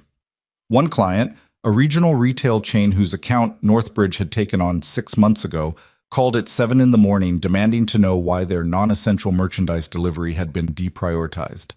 Gordon took the call. He was running on 3 hours of sleep and the remnants of a thermos that had long since gone cold, and he listened to the client's representative escalate through 3 different registers of indignation before he said evenly, "We were running pharmaceutical deliveries to hospitals last night. If that's not the priority order you wanted, you should let us know and we can discuss whether our service model is a fit for your needs." The client's representative went quiet, then said they would call back. They called back 2 hours later and said they understood and thanked Northbridge for the work they'd done. Evelyn heard about this exchange secondhand and said nothing, but something in her expression when Gordon told her said everything it needed to say. The storm coverage reached national news by Thursday. The human interest angle, logistics companies that had abandoned deliveries versus the few that hadn't, found its way into several stories, and Northbridge's name appeared in 2 of them. Not prominently, not as the hero of the story, just as one of the companies that had kept the chain moving when others hadn't, which was exactly the kind of coverage that Evelyn found tolerable. She gave one interview to a journalist from a Chicago business publication, and she kept it short. She said that the company had prepared for this scenario because preparation was cheaper than crisis. She said that the people who had done the actual work, the drivers, the depot operators, the people who stood in the cold and solved problems at 3 a.m, were the story, not the company name. She said that the hospital contracts existed because someone had to take them, and she thought Northbridge was better positioned than most to do it correctly. The journalist asked, "Is this the kind of company you always wanted to build?" Evelyn thought about the question. Outside the window of the small conference room where they were sitting, the city was slowly digging itself out, plows grinding along the streets, people shoveling sidewalks, with the particular grim efficiency of Chicagoans who have done this before. "I didn't come from a position of wanting to build a company," she said. "I came from a position of having learned what doesn't work and believing something different was possible." She paused. "I've been wrong about enough things in my life to know that I could be wrong about this too. What I'm not wrong about is the people I hired and why I hired them. The rest of it, the growth, the recognition, that comes from the work or it doesn't. I try not to think about it too much." The article ran the following week. It was read by, among other people, 2 logistics executives in different cities who reached out to Northbridge about partnership discussions. One of those discussions led, 8 months later, to Northbridge's first contract outside Illinois. There was a challenge that came at the end of that same year that was harder than the storm, in the way that human threats are always harder than weather. His name was Conrad Rice.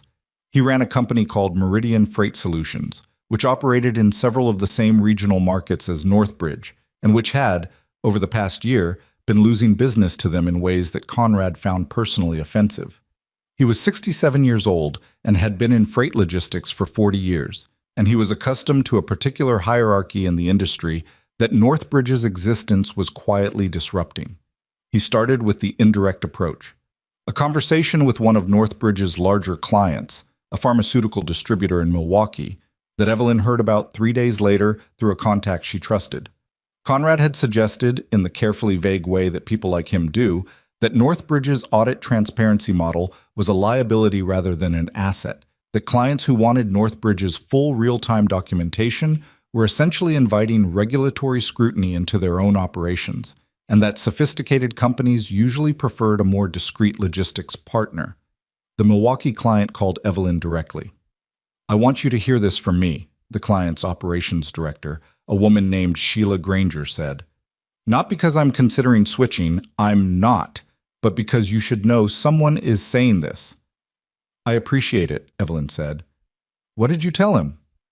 "I told him our legal team specifically chose Northbridge because of the transparency model," Sheila said, "and that discreet is a word we associate with things we'd rather not have to explain later."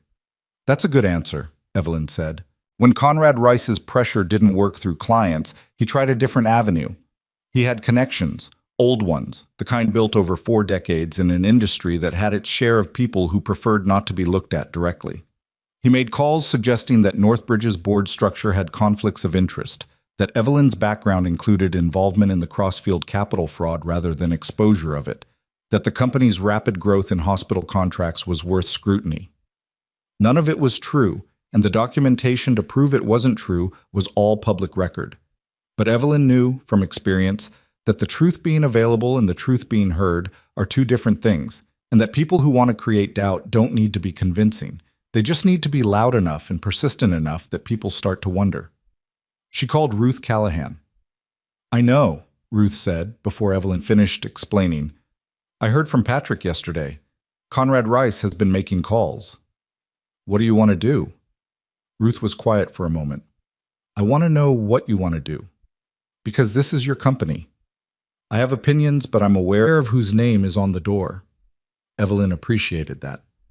"I want to be very careful about not doing anything that looks defensive," she said, "because defensive looks like we have something to be defensive about." "Agreed. And I want to put together a clear, factual response. Not a press release, not anything public yet.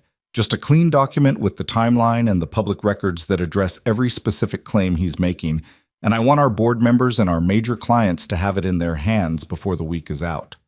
I can help draft that. I'd like Mark to pull the documentation. He's faster than anyone and he won't editorialize." "What about Rice directly?"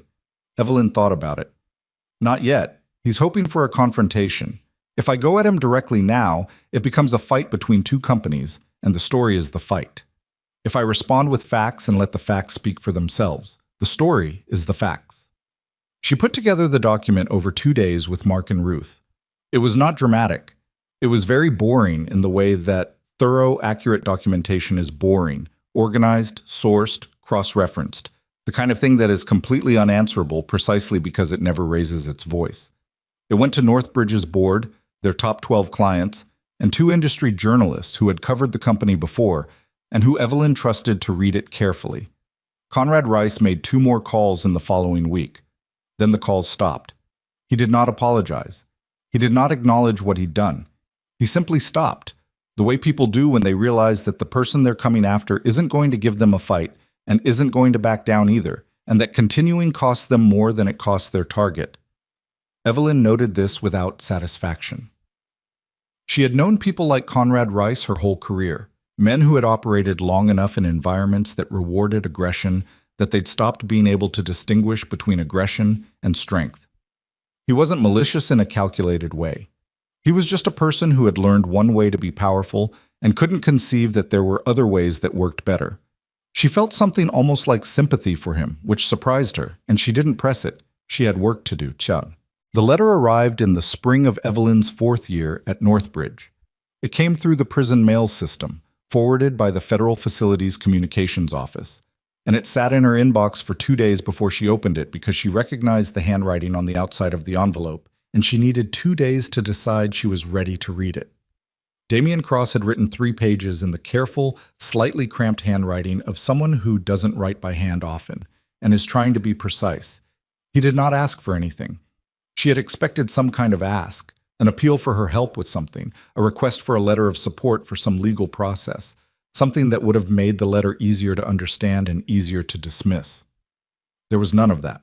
He wrote about the trial, about the moment when Evelyn had presented the system logs in court, and he had understood, sitting at the defense table, that there was nothing to argue against, not because the lawyers hadn't tried, but because the documentation was simply true, and you cannot argue effectively against things that are simply true.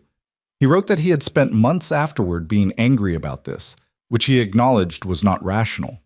He wrote that the anger had eventually become something else that he didn't have a clean name for. He wrote, near the end of the 2nd page, "I told myself for a long time that you did this to me. I've stopped believing that. What I'm less certain about is whether I ever actually understood what I had in that building, or whether I was the kind of person who was only capable of understanding the value of something after it was gone." The 3rd page was shorter. He said he had heard she'd bought the building and started a company and that it was doing well. He said he didn't know if she would read this letter and that he wasn't writing it because he expected a response. He said that the thing he came back to, in the long hours of having nothing but time to think, was the morning he fired her, the way she had set her badge down on the table quietly, without anger, and walked out. He wrote, "I laughed after you left. I want you to know that I understand now what I was laughing at, and it wasn't you." He signed it with his first name. Evelyn read it twice. Then she folded it and put it in a drawer. She did not write back.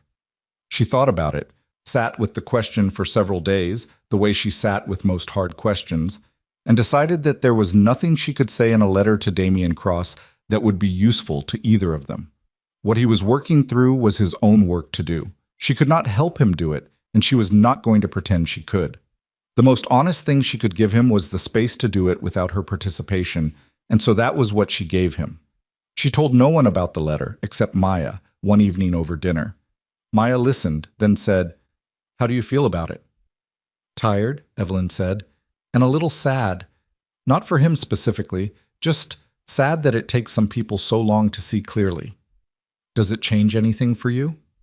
Evelyn thought about it. "No," she said, "but it completes something. I don't know how to explain that exactly." Maya nodded. She was 22 now, in her final year at Illinois, had the kind of clear-eyed pragmatism that Evelyn recognized as a younger version of her own and was quietly proud of without saying so directly. "You don't need to explain it," Maya said. "I think I understand." They ate in comfortable quiet for a while. The restaurant was warm and slightly too loud the way good restaurants always are. And outside, Chicago was moving through a spring evening, still cold, but with the particular quality of cold that has direction, cold that is going somewhere, giving way to something. What Evelyn understood by her 5th year, in ways she couldn't have articulated when she first walked into the Northbridge building with 23 people and a company name, her niece had suggested half-joking over dinner, was that the story people told about what she had done, the fired executive who brought down a corrupt empire and built something better, was both true and incomplete. It was true in the facts. The rest of it was more complicated. The thing that had actually made everything possible was not cleverness or strategy or even the security architecture she'd built. It was something more mundane and more durable than any of those things. She had done her job honestly, for 14 years, without requiring recognition for it, and she had paid attention. That was all. She had paid attention to the systems and to the people and to the gap between what the company said it was and what it actually did, and she had kept records because the truth has a way of needing to be recoverable, and eventually, when it mattered, the records were there. This was not a remarkable story about a remarkable woman, or at least that was not how she thought about it. It was a story about what happens when someone does ordinary things correctly over a long enough period of time. The quality that saved her, that saved the people who counted on her, that eventually made Northbridge possible, wasn't heroism. It was consistency. The refusal to stop being honest when honesty was inconvenient. The refusal to stop paying attention when attention wasn't rewarded. The refusal to let the people who defined her as invisible convince her that invisibility was the same thing as powerlessness. Damien Cross had called her a footnote, not in those exact words, but in every way that mattered, in the dismissive tilt of his attention, in the years of her name appearing in fine print, while his appeared in photographs, in the Tuesday morning when he fired her in front of an audience because he believed her departure was a management problem. He was solving, rather than a structural failure, he was creating. He had confused her quietness with smallness. He had confused her patience with passivity. He had looked at a woman who didn't need to be the loudest person in the room and concluded she must not be the most important one. He had been wrong in a way that turned out to be catastrophic, but the wrongness wasn't unique to him. Evelyn had worked in enough buildings with enough Damiens to know that this particular mistake, mistaking loudness for leadership, mistaking visibility for value, was not one man's character flaw. It was a pattern. It was how certain environments were built, and what they selected for, and what they eventually destroyed themselves with. She was not interested in being angry about that, not anymore. She was interested in building an environment that made different choices. What? In the fall of her 5th year, Northbridge Logistics expanded its operations to 4 additional states and hired its 83rd employee. The 83rd employee was a 24-year-old named Calvin Park, who had applied for an entry-level route coordination position and whose interview with Deanna Rogers had produced this report. He asked more questions about how decisions get made here than about salary. I think that's a good sign. Evelyn read the report and said hire him. The company was profitable, had been for 14 months, which was 4 months ahead of Ruth Callahan's initial model. Ruth had called to note this with the particular understated pleasure of someone who doesn't often let themselves be pleased, and was allowing it this once. "You built something real," Ruth said. "We built something real," Evelyn said. "You and Patrick and everyone in that building." "Don't deflect the credit," Ruth said. "You hate it when people do that." "I'm not deflecting. I'm being accurate." "Fine." We built something real. Yes, Evelyn said. We did. The building on West Walker Drive had been transformed in ways both visible and invisible. The executive floors had been reorganized into collaborative workspace. The lobby no longer felt like the entrance to a place where power was being performed. It felt like the entrance to a place where work was being done. The people who worked there moved through it with the particular ease of people who know where they stand and trust the ground under them. Not perfectly. Nothing is perfect. There were still hard weeks and wrong calls and conversations that went sideways, and projects that didn't work out the way anyone hoped. Evelyn still slept badly before big decisions. She still occasionally caught herself second-guessing a hire or a contract or a choice she'd made under pressure. She was not a different person than she had been. She was the same person, in a different position, with better information about what she was capable of. On a Thursday evening in October, the same month, Northbridge hit its 83rd hire. Evelyn stayed late again. She always stayed late, this had not changed, and sat by the window on the 14th floor with a coffee that had gone cold and looked out at the skyline. The city was lit up against an early dark sky, the lake invisible beyond the buildings but present the way it always was, felt if not seen, the cold weight of it at the edge of everything. She had looked at this view from this window many times now. It was becoming familiar in the way that things become familiar when you have chosen them. Not passively familiar, not the familiarity of something you ended up with, but the kind that comes from having decided and kept deciding. She thought about the morning she had driven here for the last time as a Crossfield employee, the last time she had ridden that elevator with a cardboard box and listened to laughter filling the space she was leaving. She thought about the drive north on Lakeshore Drive with her phone ringing and the lake dark beside her. She thought about Marcus Webb's waiting room and a cup of bad coffee and a magazine about container gardening. She thought about all of it with the particular quality of attention that you bring to something you have moved through and survived, and are now on the other side of. Not nostalgia, which is soft at the edges and slightly dishonest, but something clearer, the clear-eyed acknowledgement that it happened, that it was hard, that it led here. Here was good. Here was real. Here was something she had built with people she trusted from a building that used to mean one thing and now meant another. She finished her cold coffee, picked up her coat, turned off the light. The elevator took her down through the building that had once belonged to a different story, and she walked through the lobby, the brushed steel panel on the wall, built on what actually works, catching the light from the street outside, and pushed through the door into the Chicago evening. It was cold. It was always cold. The wind came off the lake like it always did, like it had before any of them arrived and would after all of them were gone. She walked to her car, and the city moved around her, indifferent and enormous and full of people doing the same thing she was doing, trying to build something that would hold, trying to find solid ground, trying to figure out what they owed the world and what it owed them. There are no clean endings to stories like this. Damian Cross was still in a federal facility in Indiana, working through his years with the slow, grinding patience of a man who has no choice but patience. The people who had worked under him were scattered across the landscape of their own second acts, some better, some still finding their footing. The money that had been stolen had been partially recovered and would never be fully recovered, and the clients who'd lost it had made their peace or hadn't, and the city had moved on because cities always move on. And Evelyn Carter drove home through the Loop on a Thursday in October, through streets she knew the way, you know something you have chosen to stay with. And what she felt, not triumphant, not healed in some final and complete way, just real, just present, just alive in the specific and imperfect life she had made, was enough. It was, in fact, more than enough. The lesson, if there is one, is not that patience is always rewarded, or that honesty always wins, or that the good people inevitably outlast the corrupt ones. The world doesn't work that cleanly. What's true, what Evelyn Carter's story actually demonstrates, underneath the drama of the trial and the system lockdown and the federal warrants, is something quieter and harder to hold on to. It's this: the work you do when no one is watching is not lost. The attention you pay when it isn't required is not wasted. The integrity you maintain when it would be easier not to doesn't disappear just because no one acknowledges it. It accumulates. It becomes the architecture of who you are.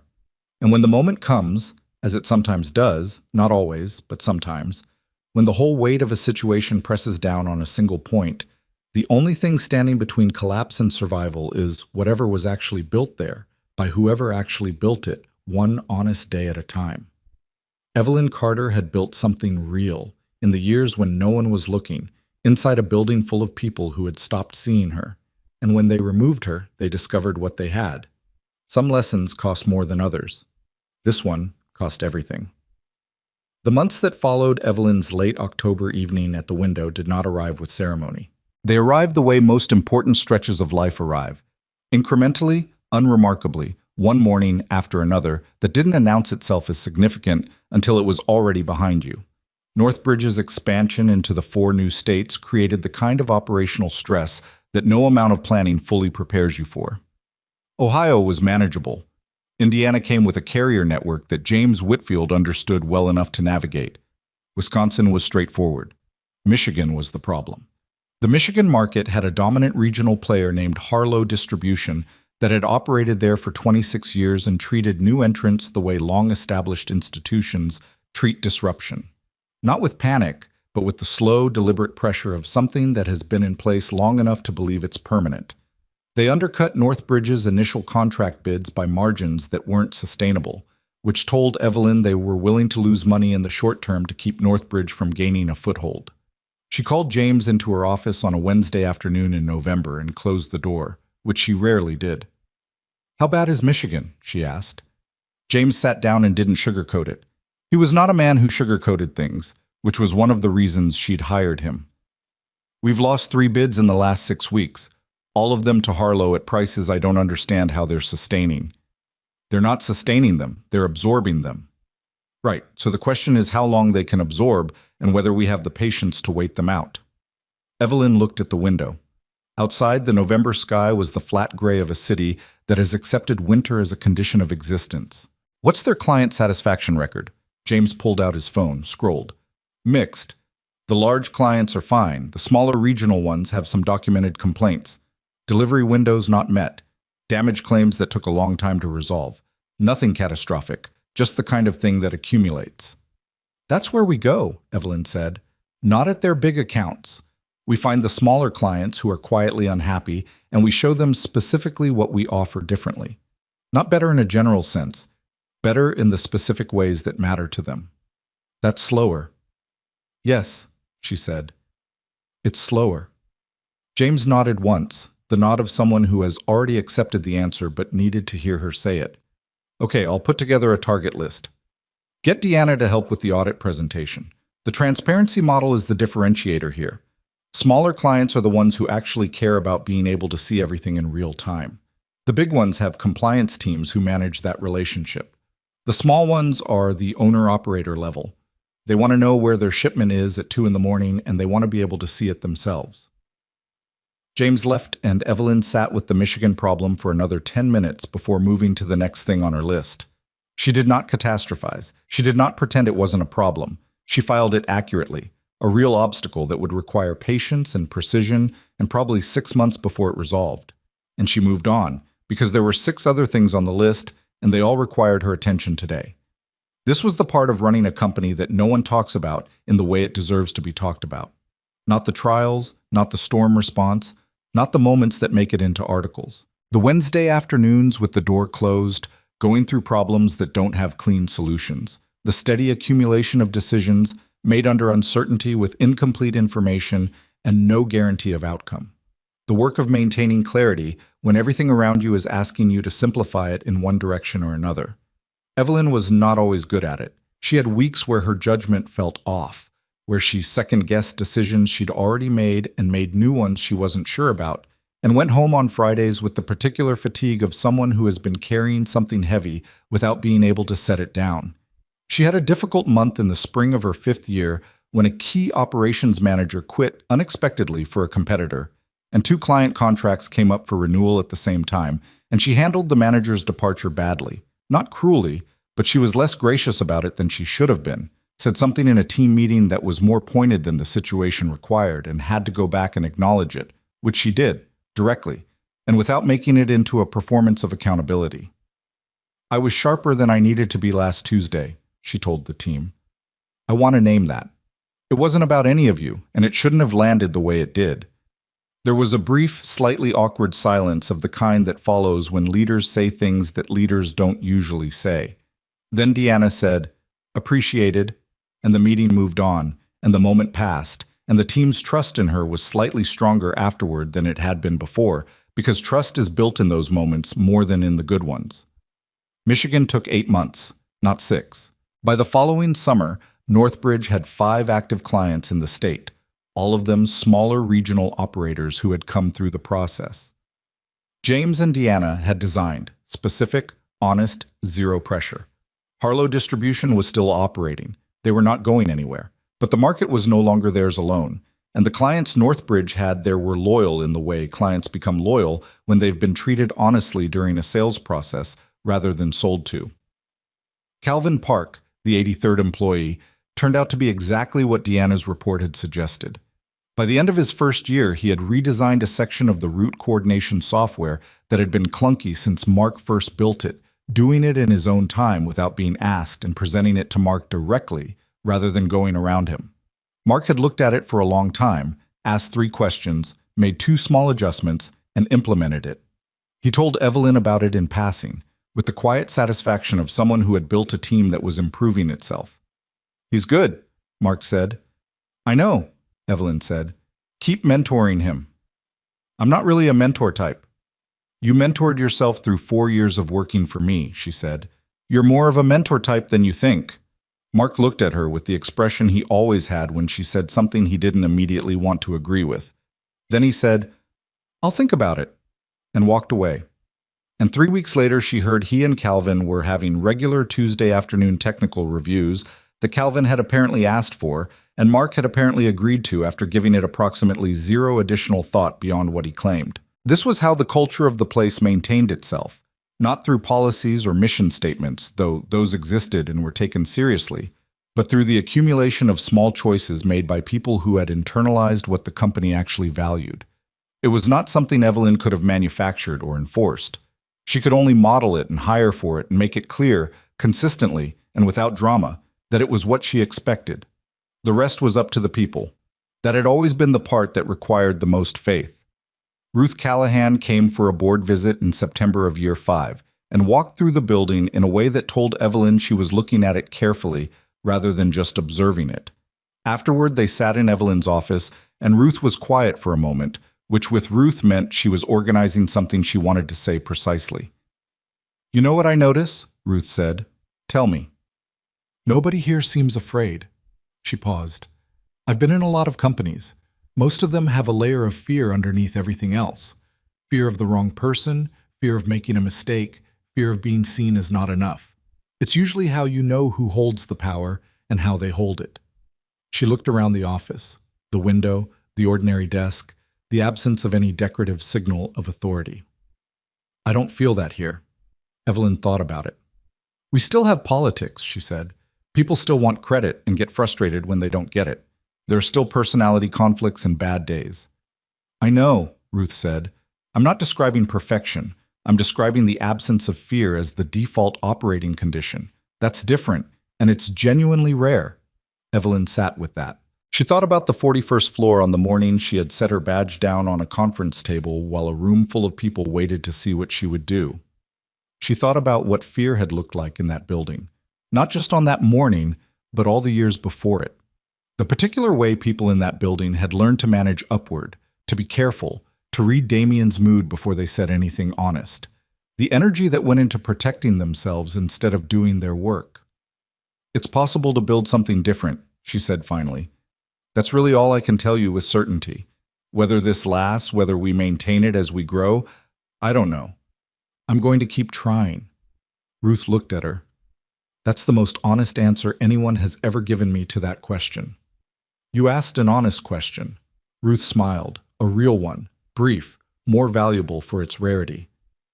"Yes," she said. "I did."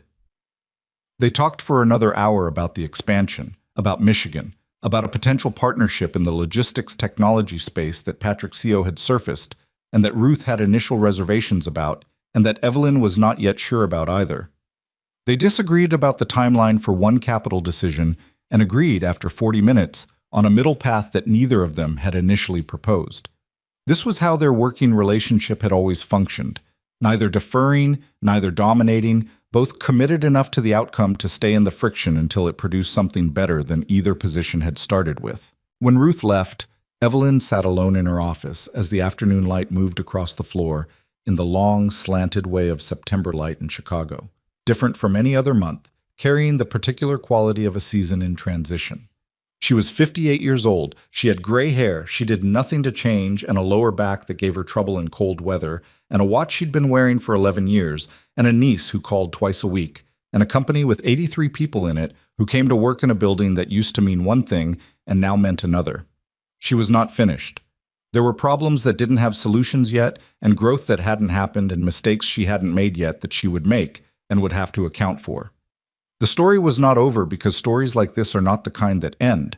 They are the kind that continue, changing shape, finding new complications, asking the same essential questions in different forms. What do you owe the people who depend on you? What do you do when the system you're inside stops being worth protecting? How do you maintain your own honesty when the world around you has made a different choice? Evelyn Carter did not have final answers to these questions. She had working answers, the kind you hold loosely, prepared to revise when the evidence requires it. She had a building and a team and a track record of making decisions she could explain and stand behind. She had the accumulated evidence of 5 years of trying to do it differently and mostly, imperfectly, stubbornly succeeding. Outside the window, Chicago was preparing for another evening, another night, another morning after that. The lake was out there somewhere, dark and cold and indifferent, older than the city built along its edge, older than any of the ambitions played out in the buildings along its shore. Evelyn picked up her phone, called Maya. "Hey," Maya said. "How was your day?" "Long," Evelyn said. "Good, both. That's your favorite kind."